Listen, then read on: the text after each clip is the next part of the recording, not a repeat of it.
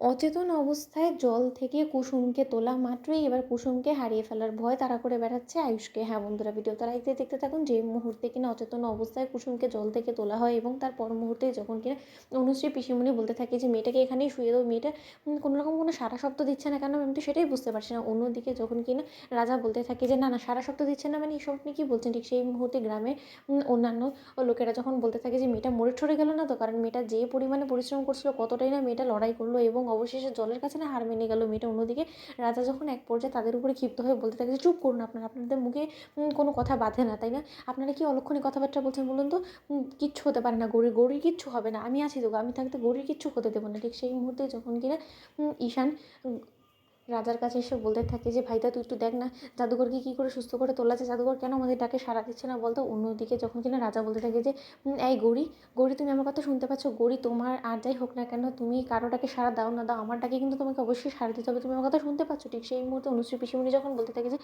মেয়েটার পেটে নাকে হয়তো বা জল চলে গিয়েছে, তার জন্য হয়তো বা মেয়েটা কোনো রকম কোনো সারা শব্দ দিচ্ছে না, তোমরা বরঞ্চ যত শীঘ্র সম্ভব ওর পেট থেকে জলগুলো বের করার ব্যবস্থা করো। ঠিক সেই মুহূর্তে যখন কিনা আয়ুষ নানান রকমভাবে চেষ্টা করে কুসুমের পেট থেকে সমস্ত জল বের করে এবং তা সত্ত্বেও কুসুম যখন কোনো রকম কোনো সাড়া শব্দ না দেওয়ার ফলে এক পর্যায়ে আয়ুষ যখন সমস্ত চেষ্টার পরে ব্যর্থ হয়ে হাল ছেড়ে দিয়ে যখন কিনা কুসুমকে বুকে চাপটে ধরে অঝরে কাঁদতে থাকে এবং বলতে থাকে যে গৌরী তোমাকে এত তাড়াতাড়ি আমরা হারিয়ে ফেলবো সেটা আমি কোনোদিনও কল্পনাও করিনি। গৌরী তুমি এরকম করে মাঝপথে আমাদেরকে সকলকে ফেলে রেখে তুমি চলে যেতে পারবে, তোমার বাবাকে আমি কী উত্তর দেবো বলো গৌরী।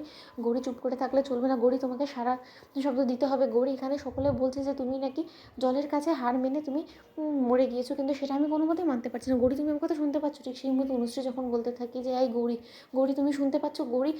ঠিক সেই মুহূর্তে যখন কিনা রাজার চোখের জল গৌরীর উপরে গিয়ে পড়ে, ঠিক তার পর মুহূর্তে যখন কিনা অবশেষে গৌরী একটু একটু করে সাড়া দিতে শুরু করে দেয়। অন্যদিকে রাজা যখন বলতে থাকে যে এই তো আমার গৌরী সাড়া দিচ্ছে, আমি ঠিক জানতাম যে ঈশ্বর এতটা নিষ্ঠুর কোনো মতে হতে পারে না, আমার গৌরীকে আমার কাছ থেকে কোনো মতে কেড়ে নিতেই পারে না, কারণ আমি তো খুব ভালো করে জানি যে গৌরীকে আমি কতটা ভালোবাসি। ঠিক সেই মুহূর্তে আয়ুষ যখন এরকম একটা পরিস্থিতির মধ্যে নিজের মনের ভাবটা অবশেষে সকলের সামনে প্রকাশ করে ফেলে, ঠিক সেই মুহূর্তে ভ্যাবলা অবাক দৃষ্টিতে তাকিয়ে থাকে আয়ুষের দিকে এবং বলতে থাকে যে ভাইদা এই সমস্ত কথা কী বলছে, ও কি যে সমস্ত কথাগুলো এখন বললো যে ও জাদুঘরকে ভালোবাসে, সেটা কি আদৌ মন থেকে বলেছে নাকি পরিস্থিতির প্রেক্ষাপটে বলেছেন, তো সেটাই বুঝতে পারছি না। এখানে তো ভাইদা যে পরিমাণে জাদুঘরের জন্য কষ্ট পাচ্ছে সেটা থেকে তো মনে হচ্ছে যে না ভাইদা হয়তো বা ভালোবেসে ফেলেছে জাদুঘরকে।